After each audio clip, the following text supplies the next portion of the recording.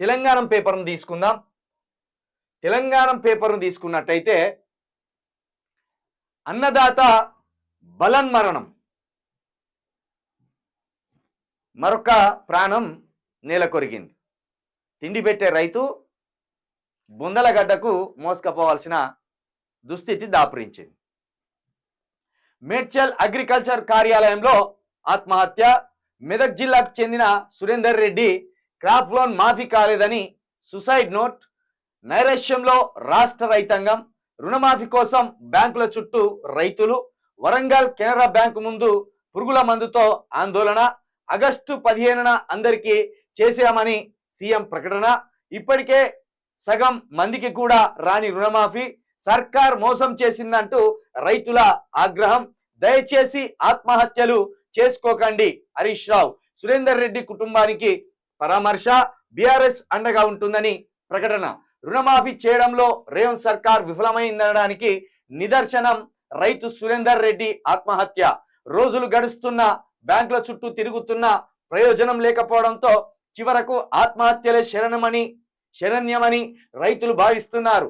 CM Revanth Reddy ఎన్ని ప్రకటనలు చేస్తున్నా రైతుల్లో నమ్మకం కలగడం లేదు. ఇక రుణమాఫీ కాదేమోనన్న బెంగతో రైతులు బలన్మరణానికి పాల్పడుతున్నారు. ఘటనలు తాజాగా చోటు చేసుకుంటున్నాయి. మరికొంతమంది పురుగుల మందు డబ్బాలతో బ్యాంకుల ముందు ఆందోళనకు దిగుతున్నారు. అధికారంలోకి రాగానే మాఫీ చేస్తామంటూ ఒకసారి ఆగస్టు 15 లోపు పూర్తి స్థాయిలో చేస్తామని, మరొకసారి దేవుళ్లపై ఒట్టు వేసుకుంటూ అన్నదాతలను రేవంత్ రెడ్డి సర్కార్ నిండా ముంచింది. ఓ పక్క ప్రకృతి ప్రకోపానికి గురవుతున్న రైతులు, మరొక పక్క సీఎం రేవంత్ రెడ్డి చేస్తున్న మోసంతో తీవ్రంగా నష్టపోతున్నారు. ఇక దీన్ని బట్టి రాష్ట్రంలో రైతుల పరిస్థితి ఎక్కడికి వచ్చిందో మనం అర్థం చేసుకోవచ్చు. గతంలో ఇలాంటివి 9.5 ఏళ్లలో మొత్తం ఎక్కడికక్కడికి పరిష్కరించిండు కేసీఆర్ గారు. ఇప్పుడు మళ్ళీ అదే పునరావృతం అవుతున్నది. ప్రకృతి ప్రకోపానికంటే రేవంత్ రెడ్డి నిర్లక్ష్యం వల్ల, రేవంత్ రెడ్డి చేతగానితనం వల్ల, సర్కార్ వైఫల్యం వల్ల రైతులు ఆత్మహత్యలు చేసుకోవాల్సిన దుస్థితి ఇక్కడ మనకు దాపురించింది. రేవంత్ రెడ్డి గారు ఏమన్నారు? 7,500 రూపాయలు రైతు భరోసా, 500 రూపాయలు బోనసు, అదేవిధంగా పంట బీమా, దాంతోపాటు రైతు రుణమాఫీ, అదేవిధంగా రైతులకు ఉచిత కరెంటు. ఈ 5 హామీలను నెరవేర్చడంలో రేవంత్ రెడ్డి కావచ్చు, కాంగ్రెస్ సర్కార్ కావచ్చు పూర్తిగా విఫలమైంది. ఏమాత్రం చిత్తశుద్ధి లేకపోగా రైతుల సమస్యలను గాలి కొదిలేస్తూ ఆయన టైంపాస్ చేస్తున్నట్టు కూడా మనకు అర్థమవుతుంది. ఒకసారి మనము ఈయన కాంగ్రెస్ పార్టీ ఇచ్చిన హామీలలో ఏదైతే ఉన్నదో రైతులకు సంబంధించి ఒకసారి చూద్దాం. వ్యవసాయ రంగానికి ఈయన ఏమి ఇచ్చిండ హామీ అనేది ఒకసారి చూద్దాం. ఈయన ఏమన్నాడు? రైతులకు సంబంధించి రుణమాఫీ 45,000 కోట్ల రూపాయలు అన్నాడు. ఈ 45,000 కోట్ల రూపాయలను ఒక్క దఫలో ఖతం చేసి పడేస్తా, రైతుల ముఖాల్లో చిరునవ్వులు కురిపిస్తా అన్నాడు. 45,000 కోట్ల నుండి ఎక్కడికి వచ్చింది? 31,000 కోట్లకు వచ్చింది.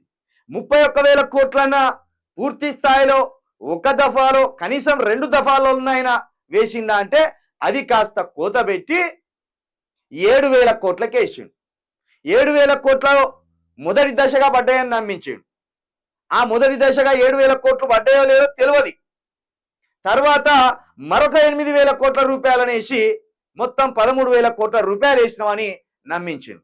మరి ఇట్లా రైతు ఆత్మహత్యలు ఎందుకు జరుగుతున్నాయి? 13,000 కోట్ల రూపాయలు ఇప్పటికే వాళ్ళ ఖాతాల్లో జమ చేస్తే వాళ్ళు ఎందుకు తిన్నదరక్క రైతులు ఇట్లా పురుగుల మందులు పట్టుకొని లేకపోతే ఉరితాళ్ళు పట్టుకొని ఎందుకు చావాలి? అంటే నీ రుణమాఫీలో మోసం ఉన్నది, నీ రుణమాఫీ జరగలేదు. పావుల మందం జరిగింది కావచ్చు, ఇంకా బారణ మందం జరగలేదు. ఆ బారణ మందం ఉన్న రైతులే ఇప్పుడు ఆవేదనతోటి బ్యాంకుల చుట్టూ తిరిగి, లేకపోతే ఎంఆర్ఓల చుట్టూ తిరిగి, ఏ ఆధారం లేక, ఏ ధైర్యం లేక, ఏ భరోసా లేక వాళ్ళు ఆత్మహత్యలకు కూడా పాల్పడుతున్నట్టు కూడా ఇక్కడ మనకు స్పష్టంగా అర్థమవుతుంది. ఏమన్నాడు ఈ మోతేవారి? వ్యవసాయ రంగానికి కాంగ్రెస్ ప్రభుత్వం ఏర్పడిన వెంటనే 2 లక్షల రుణమాఫీ అన్నాడు. ఇదే వ్యవసాయ రంగానికి సంబంధించి 2 లక్షల రుణమాఫీ అన్నాడు. ఒక్క వ్యక్తికి కూడా 2 లక్షల రుణమాఫీ జరగలేదు.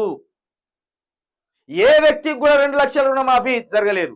పైకి ఇంకెంత దుర్మార్గం అంటే ఎమ్మెల్యేలకు, మంత్రులకు, స్పీకర్లకు వీళ్ళకు రుణమాఫీ చేసిండు. వాళ్ళకు తిండి లేదన్నట్టు, వాళ్ళకు ఏ మాత్రం ఆస్తులు లేవన్నట్టు వాళ్ళకు రుణమాఫీ చేసిండు. ఇంకేమన్నాడు? వ్యవసాయానికి 24 గంటలు నిరంతర విద్యుత్ అన్నాడు. 3 లక్షల వరకు వడ్డీ లేని పంట రుణాలు అన్నాడు. నువ్వు వడ్డీ లేని పంట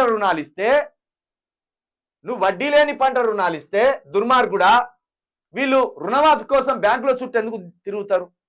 నువ్వు వడ్డీ లేని రుణాలు ఇస్తే క్రాప్ లోన్ మాఫీ కాలేదని సూసైడ్ నోట్ ఎందుకు రాసుకుంటాడు? నువ్వు వడ్డీ రుణాలు ఇస్తే ఆగస్టు 15న అందరికీ చేశామని నువ్వు ప్రకటన చేస్తే ఈ పురుగుల మందుతోటి వరంగల్లోని కెనరా బ్యాంకు ముందు రైతు ఎందుకు ఆందోళన చెంది చనిపోవాలని చూస్తారు? కాబట్టి నీ రుణమాఫీ జరగలేదు, ఇక్కడ రైతులు బాగుపడలేదు, పైగా వాళ్ళ సావులకు నువ్వు కారణమవుతున్నావు. నువ్వే అన్నదాతలను ప్రకృతి కంటే కూడా నిన్ను చూస్తేనే భయపడతాను రైతులు. రేవంత్ రెడ్డిని చూస్తేనే రైతులు భయపడతాను. ఈ 5 సంవత్సరాలు వాళ్ళు బతుకుతారా లేదా, ఇంకెన్ని మరణాలు చూడవలసి వస్తుందో కూడా ఊహ కందని విధంగా ఇది ఉన్నది.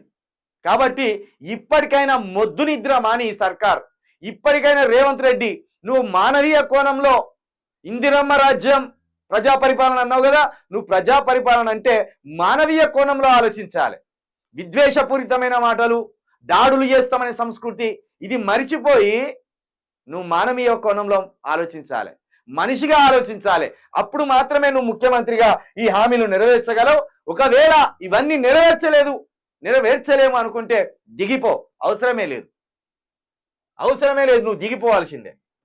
ఇన్ని ఇచ్చిండు, గమ్ పెడిసుకొచ్చిండు. ఇగో మూతబడిన చక్కెర ఫ్యాక్టరీ చేస్తారట, అన్ని పంటలకు మెరుగైన మద్దతు ధరతో కాంగ్రెస్ ప్రభుత్వమే కొనుగోలు చేస్తుందట. నీ ముఖం కొనుగోలు చేసినావు. మొన్న పండిన పంటలకేరా కొనుగోలు చేసినావు? ఆ ఫిబ్రవరి, జనవరి, మార్చిలోపు కోసిన పంటలను ఎవడు కొనుగోలు చేసిండు? కళ్ళాల మీద ఉంటే అప్పుడు వర్షాలు పడితే కొట్టుకపోయినాయి. దుర్మార్గుడా.